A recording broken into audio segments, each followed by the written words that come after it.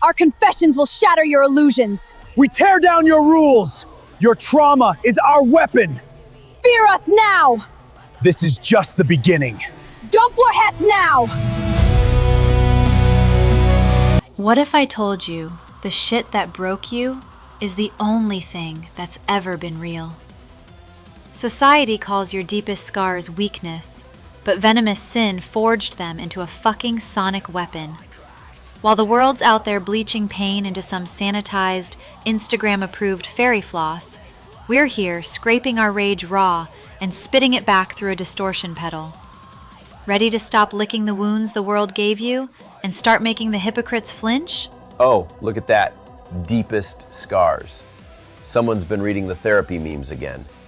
If you think that's deep, you've never felt a bass drop that shreds your spine like a cheese grater dipped in battery acid. This isn't a self-help circle jerk. It's a declaration of fuck you war. And speaking of war machines, strap in, sinners, because tonight we've got the only guy who could make a metronome sound like a death threat.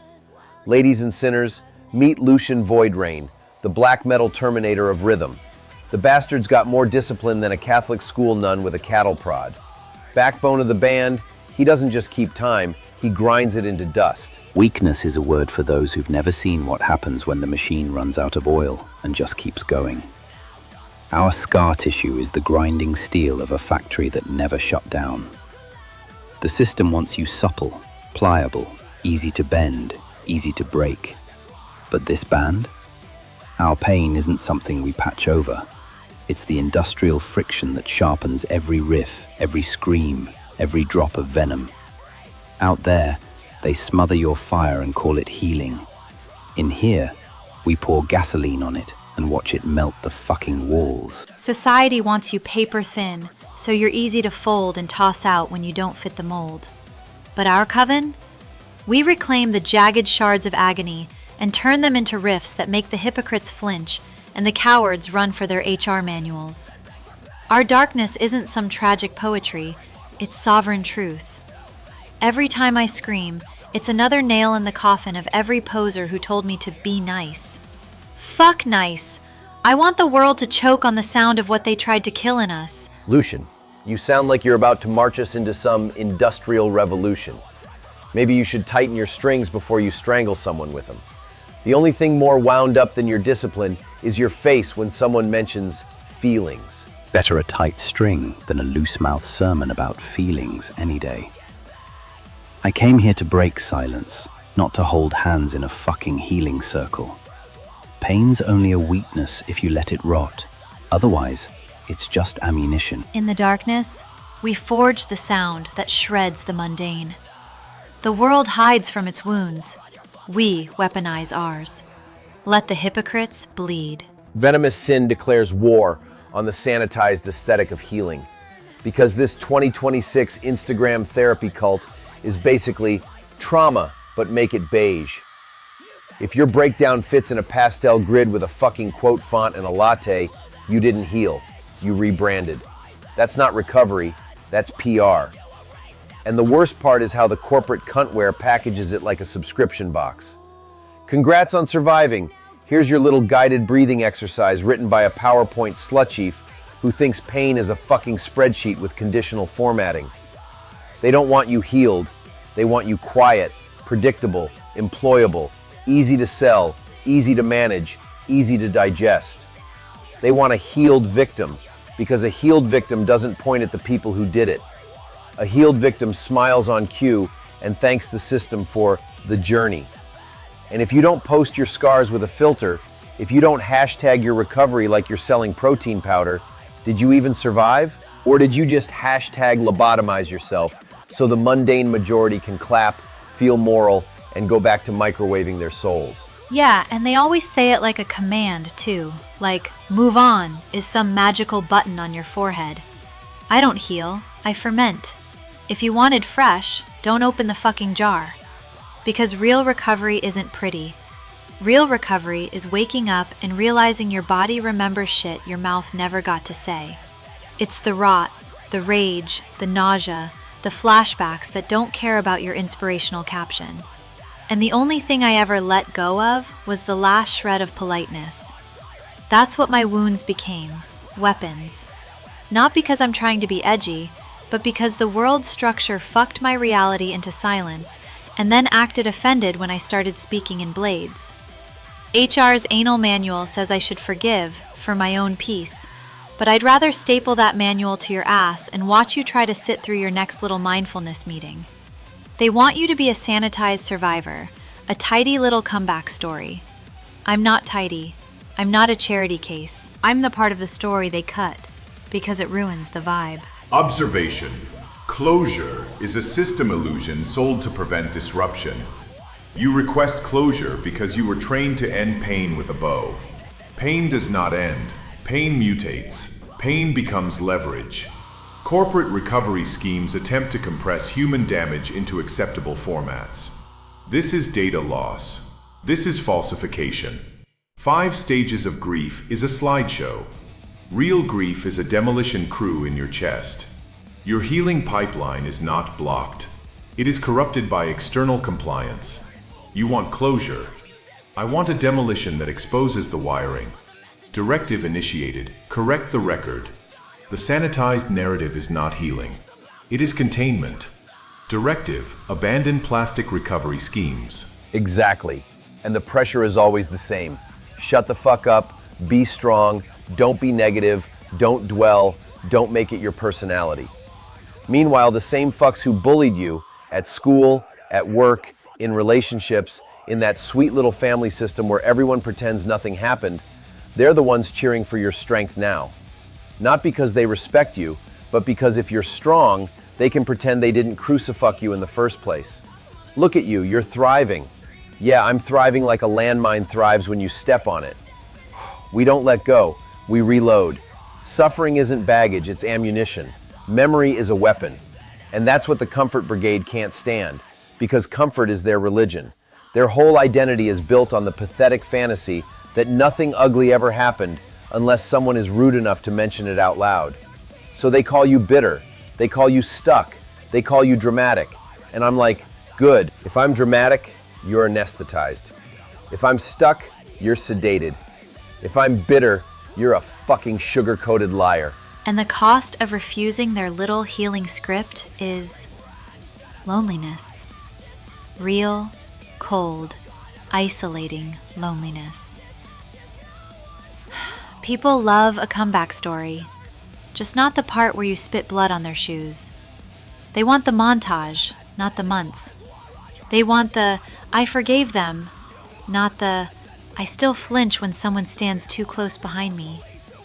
They want a survivor that doesn't make them uncomfortable, and when you don't perform it right, they ghost you. They get weird. They start acting like you're contagious, like your honesty is a fucking biohazard. So you learn to carry it alone, and you learn to laugh at it, and you learn to weaponize it, because what else are you gonna do? Apologize for not being photogenic enough in your pain? My scars are performance art. If you don't like my wounds, look away. I'm not a hashtag haloed charity case. And if your safe space feels like a coffin, babe, you're already dead inside, just decorated. Report requested from sinners. Identify the exact timestamp when your raw reality was structure fucked by manufactured comfort. When did you obey the healing script and experience internal reduction? When did you translate damage into acceptable language to protect others from discomfort? When did you edit your own pain for social survival? Submit the moment. Submit the sentence you swallowed. Submit the apology you were forced to perform. Directive: file your real damage, not the censored version. Plastic healing detected. Initiate internal purge. Comfort addiction corrected. And don't give me that, but aren't you just staying angry bullshit either. Like anger is some moral failure. Anger is information. Anger is the receipt. Anger is your nervous system going, that wasn't okay, while the world chants, be nice, like it's a spell to keep predators comfortable. The mundane majority's favorite trick is to call your memory dwelling, because if you remember clearly, their little fantasy of being good people collapses. They want you numb. They want you polite. They want you grateful for being allowed to exist after they stomped you. That's the myth, the healed victim. The victim that forgives, smiles, and becomes inspirational content. The victim that never names names. The victim that never changes the room temperature. And we're like, no, we don't do that here. Venomous Sin lives in the rot on purpose, because the rot is honest. The rot is where truth grows teeth. And if that makes you uncomfortable, that's your problem. Maybe you should heal from your addiction to pretending everything's fine. Also, can we talk about how healed always means less inconvenient? Like, I'm so proud of you, you're healed. Translation, you finally stopped making me feel guilty. They don't want you okay, they want you quieter. They want you back in the social machine, with your edges sanded down so you don't scratch the furniture. And I tried that once, you know? I tried being the good girl, the normal one, the one who laughs at the jokes and doesn't make scenes. It nearly fucking killed me. So yeah, I'm not interested in being digestible. I'm interested in being real. And real means sometimes you're fine, sometimes you're feral, sometimes you're crying in the bathroom over something that happened 10 years ago because your body doesn't give a shit what year it is. That's not failure. That's survival without makeup. And if someone tells you to just move on, look them dead in the face and ask, move on to what? Your bland little nothing life? Because I'd rather be haunted than hollow. Additional observation. The system rewards sanitized narratives and punishes accurate ones. Accuracy triggers discomfort. Discomfort triggers control. Control triggers compliance language. Compliance language triggers silence. This loop is intentional. Break the loop. Refuse translation. Refuse simplification. Refuse at least statements. At least you're alive. At least it made you stronger. These are pacifiers. Remove the pacifier. Bite the hand. Directive! Reject manufactured comfort! Closure! Obsolete! And before Lena turns this into a TED Talk with stilettos, let me drag her too. Because she loves acting like her pain is some elegant Gothic cathedral. It's not. It's a bar fight in latex. But I respect it. I respect anyone who refuses the polite little narrative. And yeah, I'll mock it. Because that's how we keep it from owning us. That's the whole difference. We don't deny the wound. We don't perfume it. We don't sell it. We fucking use it. The memory becomes a blade. The scar becomes a map. The rage becomes a motor. That's why this band hits people in the gut, because we're not offering hope. We're offering recognition. You're not crazy for still being marked. You're not weak for still remembering. You're not broken because you didn't turn your trauma into a motivational poster. Sometimes the healthiest thing you can do is refuse the lie. Oh, shut up, TED Talk with stilettos. You love it when I talk like this because it makes you feel less alone, you dramatic bastard. And please, your scars are so bureaucratic, they probably file complaints in triplicate. At least mine has cleavage. Yours is just angry emails and Swedish silence. But yeah, I'll say it. I'd rather be messy and real than clean and fake. I'd rather be the wound that refuses to close than the healed doll they can pose on a shelf. And I want the sinners to actually look at their own moments. Those exact seconds where you swallowed your truth because everyone around you needed the room to stay comfortable. That moment when you laughed at the joke that hurt you. That moment when you apologized for reacting.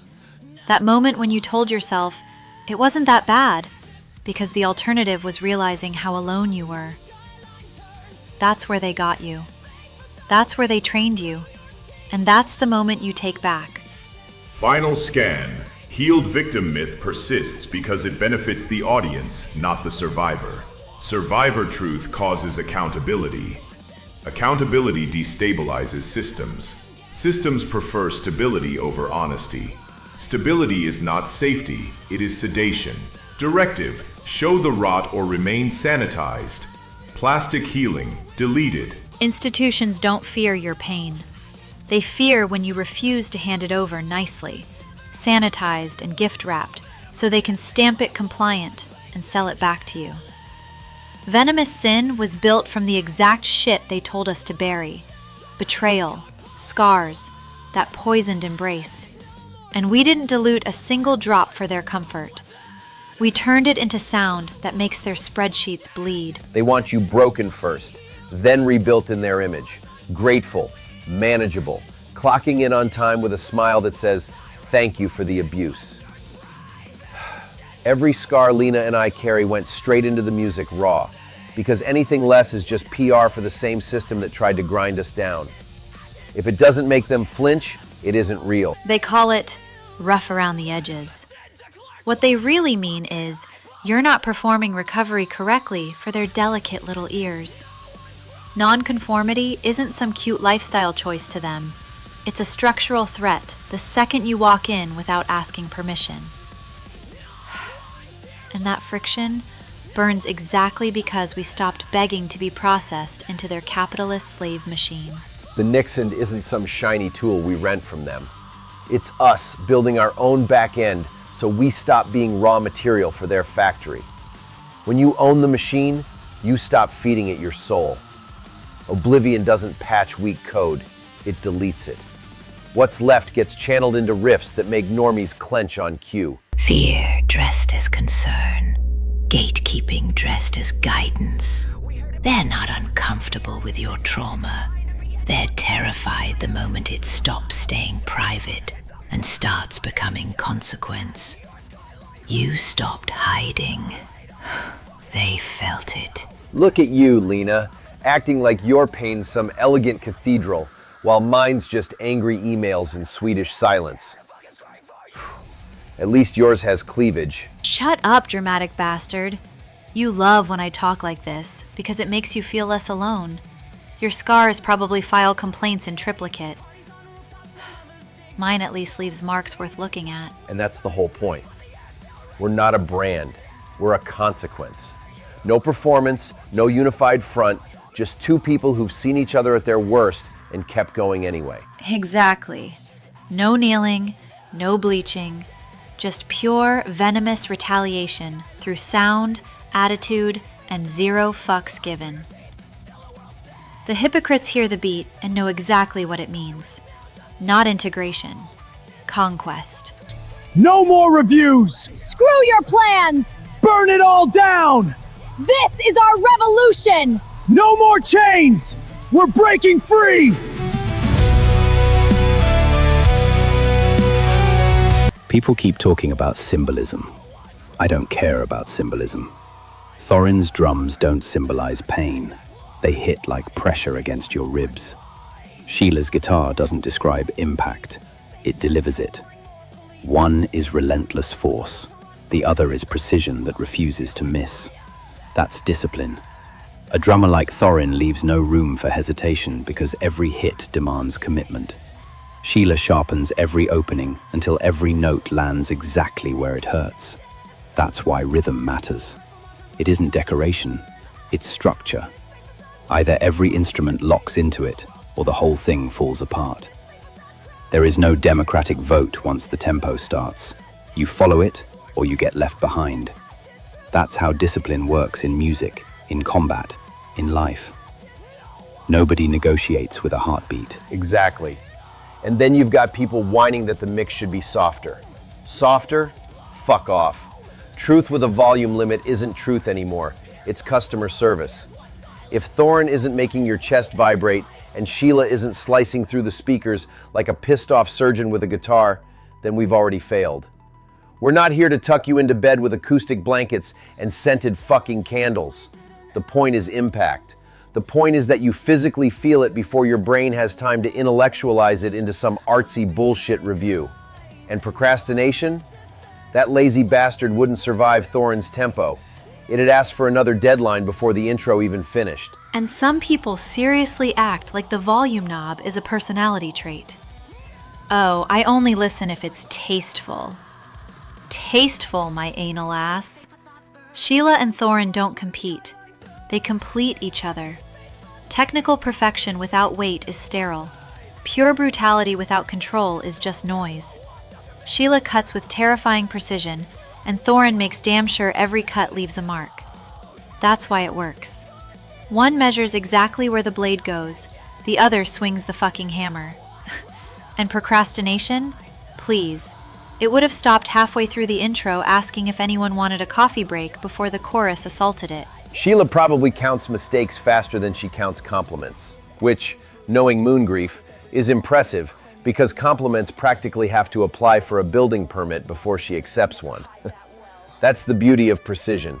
It doesn't need applause. It just keeps making everybody else tighten their game or get exposed. And that's before Nyx even gets her hands on the damn thing. She doesn't polish the sound into some plastic museum piece.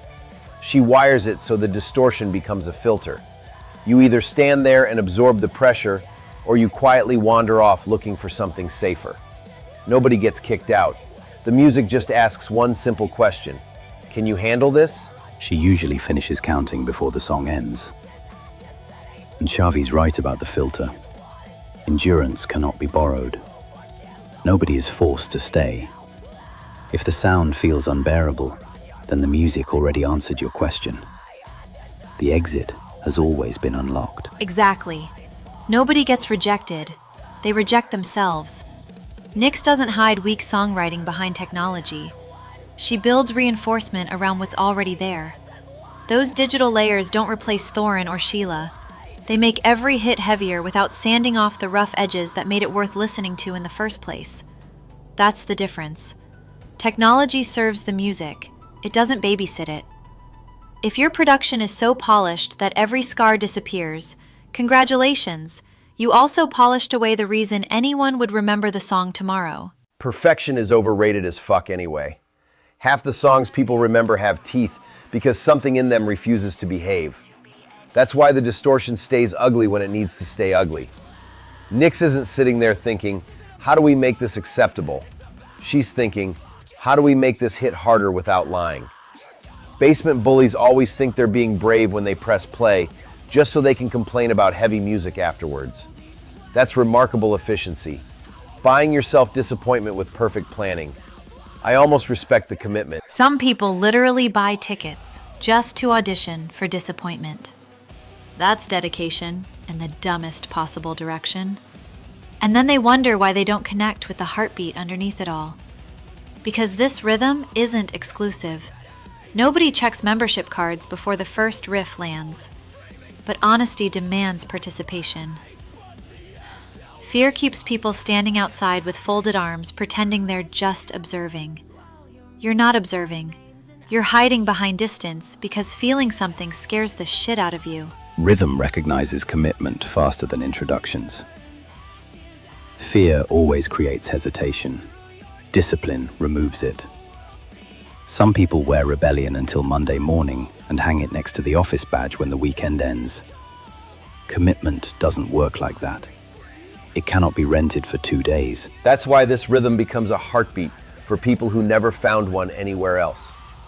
Not because we manufactured a community with marketing slogans, but because somebody hears those speakers and goes, yeah, I know exactly what that pressure feels like. That's enough. If somebody tries jamming the signal, arguing, censoring, screaming over it, honestly, deleting distractions sounds way more efficient than debating them. Exactly. If signal cleanup is needed, that's Oblivion's department, not ours. Our job ends when Thorin hammers, Sheila cuts, Nyx wires the whole damn machine together, and we shove it through the speakers exactly as it is. Comfort has terrible taste in music anyway. The machine is built. The pressure is real. Stand in front of it or walk away. The speakers don't negotiate. They want silence, we scream! We scream! No more chains, we break free! Scream with me! Our voices rise tonight! All right, Lucian. Let's talk about your whole cold steel reputation. Because honestly, it's getting kind of boring watching you stand there like a battlefield bot that learned emotions are a civilian weakness. They call you the Terminator, like you're some black-clad murder metronome who sleeps in a weapons locker and wakes up to the sound of discipline. But we all know the real war didn't start on some stage or in some training yard. It started at home. You don't get that kind of silence from nowhere. You don't get that "I'm fine" face from a normal childhood. You get it from shit that teaches you early that words are optional and people are unreliable. And I'm not saying it to be cute either.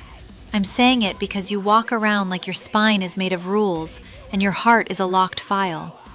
Like, I've seen you react more to a bass string going slightly out of tune than to someone talking about love.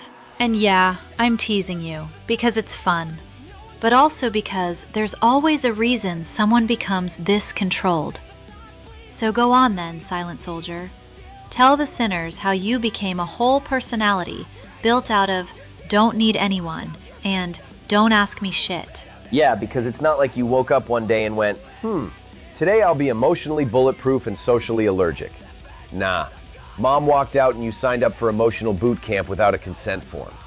No welcome letter, no goodbye kiss, just door shuts and suddenly you're promoted to commander of your own damn life at 11, or whatever age the universe decided to be a sadistic cunt. And people romanticize that crap too, like, oh, it made you strong. No, it made you functional. There's a difference. Strong is when you can carry weight and still feel. Functional is when you carry weight because you don't have a choice and you stop expecting comfort like it's a human right. And you, Lucian, you turned that into a whole doctrine. Like abandonment wasn't trauma, it was training.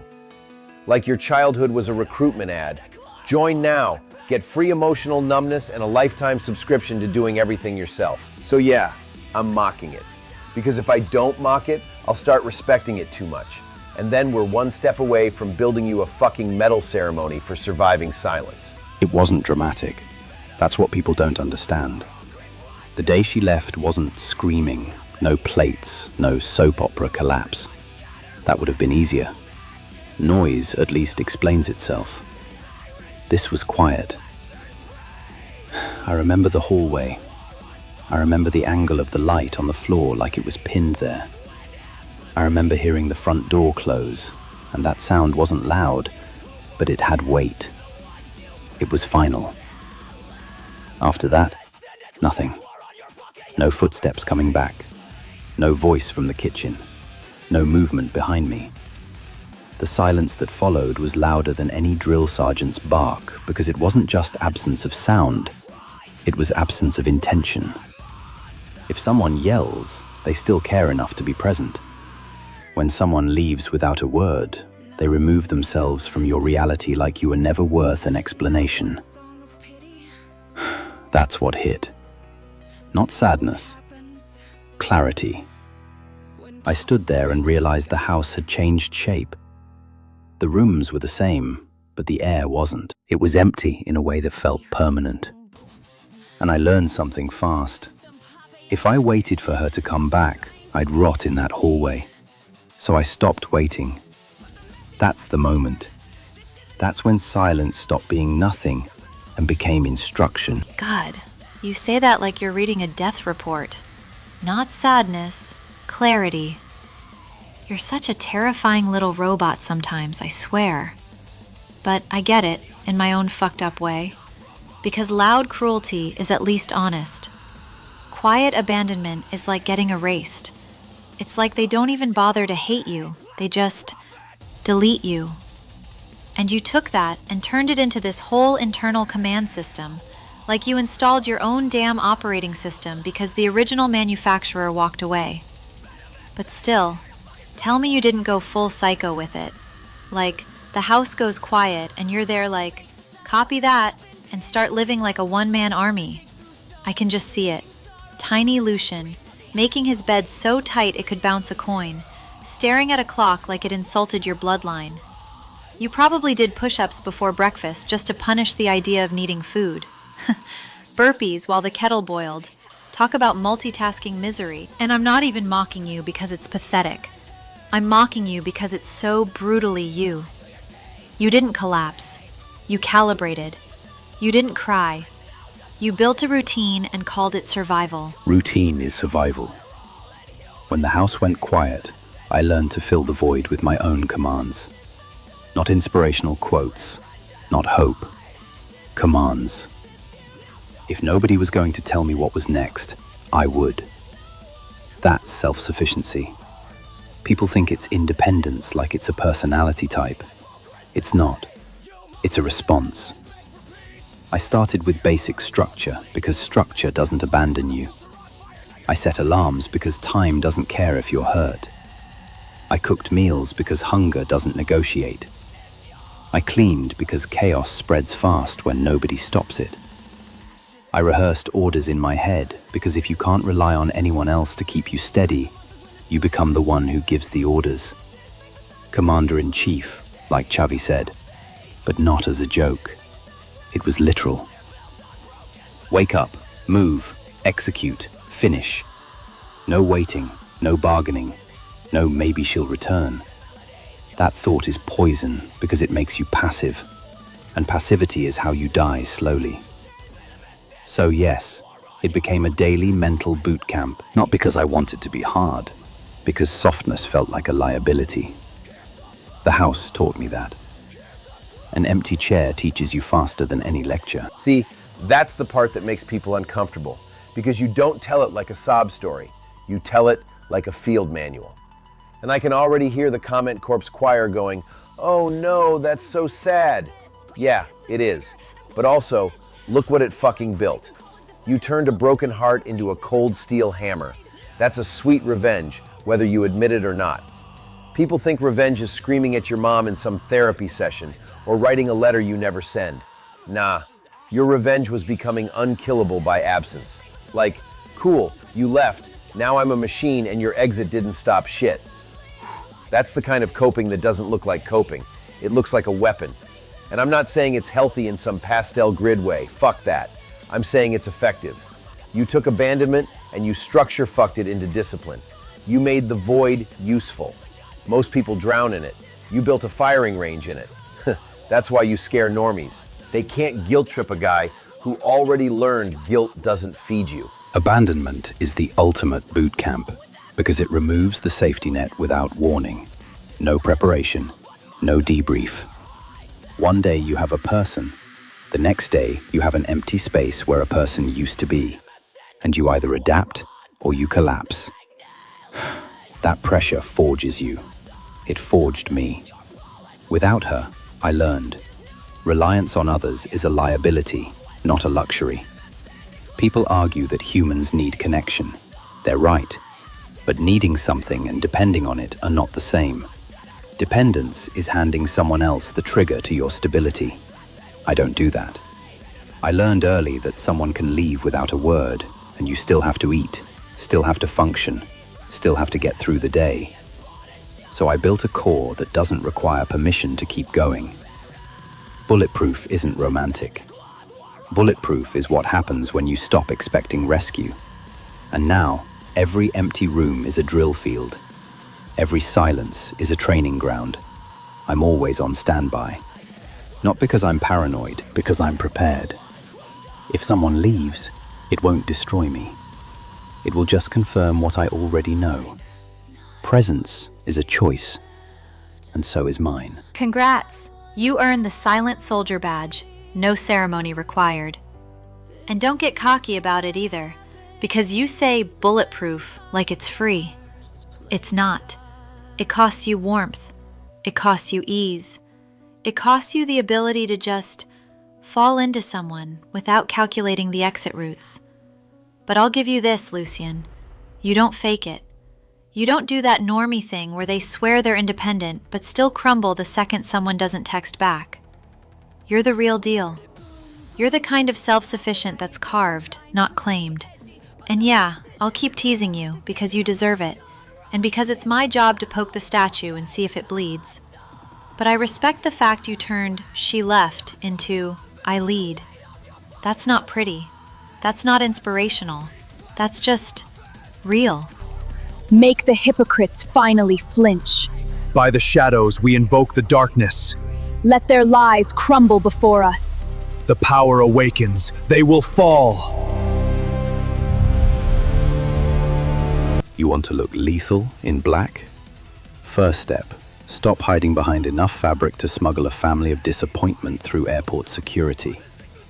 Tactical isn't about looking like you raided grandma's closet and stitched together a trench out of leftover duvet covers.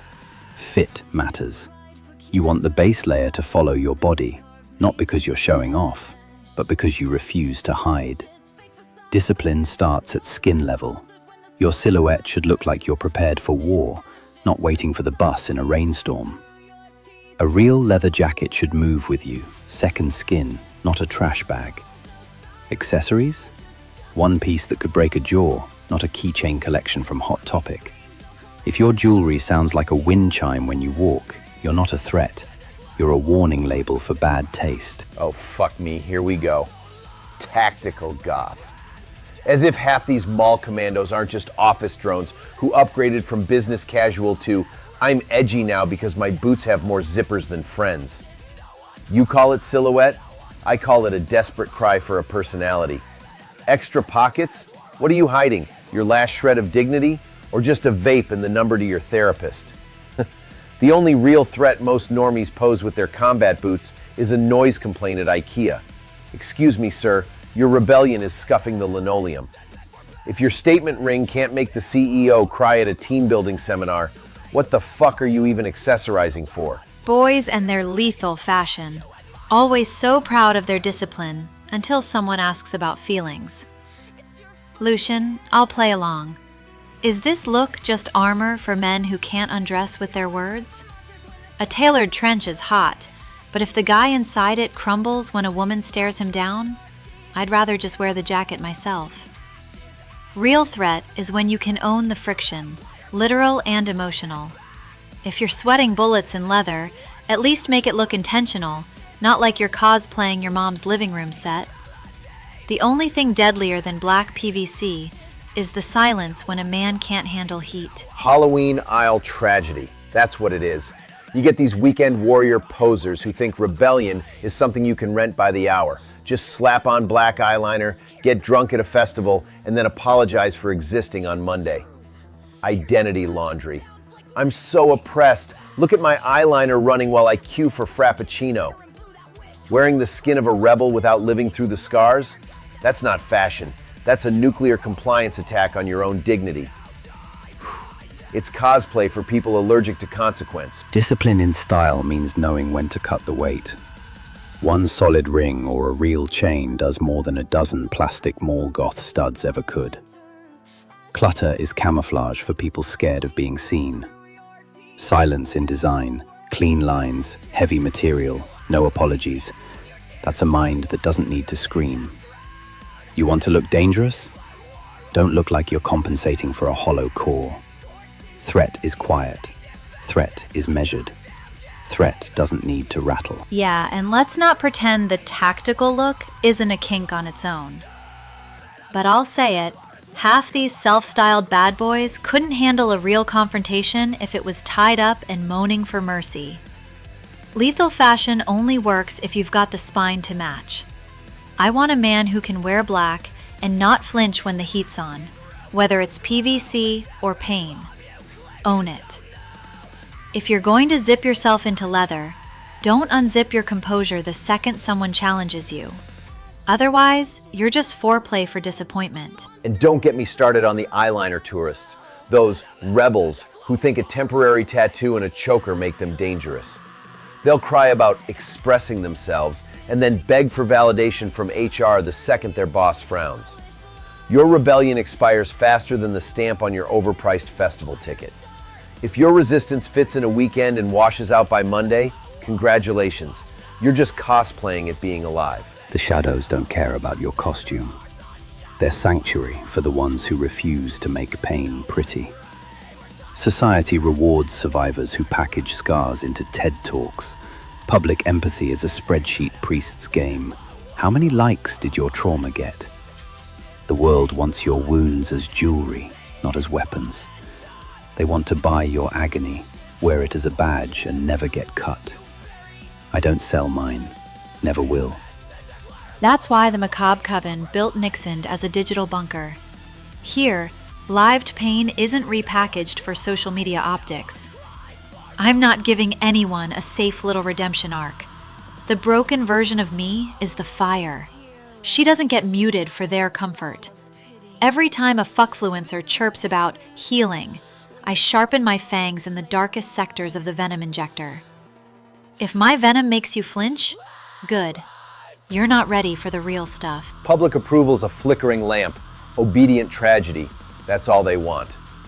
Stay tragic, stay digestible, and they'll clap for your growth. The second you stop being a safe, sanitized victim and start being a threat, the applause turns into cancellation. Darkness is sovereign because it doesn't need permission, doesn't need filters, and sure as hell doesn't need your blue check validation. You want stability? Try building it on something that can't be bought or sold. When the applause dies, the coven remains. Our truth is too ugly for the #haloed crowd to handle. The shadows are tactical ground. Hypocrites and comment corpses can't see the strike coming. Silence is more valuable than validation from people who'd crucify their own mothers for a trending topic. I prefer the void. You can't betray what you never trusted. Refusing to be useful to the system is the only real act of defiance left. The Macabre Coven isn't a comfort corner for the weak. It's a fortress for those who finished kneeling. We'll keep drenching the world in fuck you sauce until every polite redemption arc is burned to the fucking ground. If that makes us villains in their story, maybe the story's the problem. Your weakness is our strength. And we will drink deeply from it. Your fear only makes us stronger. To our eternal power. The herd mentality. Let's call it what it really is. A safety net for cowards who are too scared to think. They trade individuality for the comfort of invisibility. Faceless fucks in a crowd, bleating the same hashtags and regurgitating the same memes, pretending it's depth. They're not living, they're rehearsing. Repeating the script society handed them because tearing it apart would mean confronting the hollow echo in their own heads. Oh, and don't forget their addiction to digital validation. Every selfie slut and comment corpse out there, curating their little highlight reels for likes, as if a fucking heart emoji is gonna fill the void. It's a digital lobotomy, real-time, live-streamed, and hashtagged to hell. They're not even people anymore. Just meme-mummified content parasites waiting for the next dopamine hit. Their personalities? Filter-fucked into oblivion. Their opinions? Nothing but pre-chewed cud passed around the echo chamber like a social STD. And then we get to the spreadsheet priests and corporate cuntware overlords who think the solution to chaos is a fucking PowerPoint. These ego pimps quantify human suffering into KPIs and call it progress. Oh, you're exhausted? Let's make a flowchart about it. They turn trauma into a pie chart and wonder why everyone looks like a fucking Zoom zombie by Friday. These delusional sluts in suits are just alpha-ass clowns playing empire builder with other people's misery. Real growth? That's getting crucifucked by the system and choosing to rise, not sitting in a boardroom circle jerk about synergy. And the best part, they're so-called peaceful citizens. What a joke. Their definition of peace is just a padded cage lined with their own cowardice. They confuse silence with strength, submission with stability. They're not peaceful, they're fucking terrified. Too soft to handle real confrontation, too spineless to stand alone. They call it balance, but it's just their own spine snapping under the weight of their compliance. Their comfort is a leash, and they're too busy licking the hand that holds it to notice. True stability isn't a picket fence and a latte. It's discipline forged in the fire of knowing exactly who you are and what you'd burn for. These lemmings thrive on being told what to do because they're scared of the ashes they'd leave behind if they actually took a stand. The weak follow orders. The strong build their own rhythm and march through the wreckage of their past without an apology. And let's not forget the World Cup circus. Oh yeah, let's all wave flags and pretend we give a shit about nations while the planet's literally burning. It's a global distraction, a pussy politics parade designed to keep the masses sedated. You think it's patriotism? It's performative as fuck. Just another anal policy keeping the sheep in line. Venomous Sin declares war on the entire soccer world and their fake-ass nationalism. We don't worship flags, we worship seeing through the bullshit and calling it by its name. That's why we did a World Cup song. It's called World Cup War. Oh, I've got one. Venomous Sin declares war on the hashtag haloed trend fucktivists. You know, those virtue signal masturbators who use other people's pain as an accessory for their own ego thirsting. They're parasites, feeding off trauma like it's their own personal brand. Look at me, I care. No, you don't. You just want the likes that come with it. Fuck their fake empathy. I hope their guilt-gasms choke them. Venomous Sin declares war on disclaimer diarrhea. You know, the legal cuntware that forces every opinion to come wrapped in a layer of useless bubble wrap. If you can't handle unfiltered truth without a disclaimer, stay the fuck out of the conversation. Honesty doesn't need a fucking warning label. Fuck it. Venomous Sin declares fucking war on the entire societal structure. Politeness over humanity? Nah. We're the friction in your machine, the bug in your code, the nightmare you can't debug. This isn't a rebellion, it's a hostile takeover. Hypocrisy doesn't burn, it festers.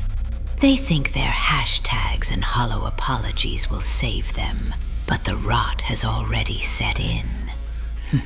Let them cling to their filters and their curated lives. They don't see the venom spreading until it's too late. Mundane hypocrisy detected. The soccer world's performative flag-waving, corporate-sponsored global distraction erased. Performative virtue and the delusional need for validation corrected. Directive: cleanse the rot. End transmission. Make the hypocrites finally flinch. Your lies crumble before us. Now embrace the darkness. For the shadows, we rise! If you like the show, hit subscribe, share it to anyone you think should hear it. If you ever been silenced, manipulated, excluded, we are here for you. We are Venomous Sin.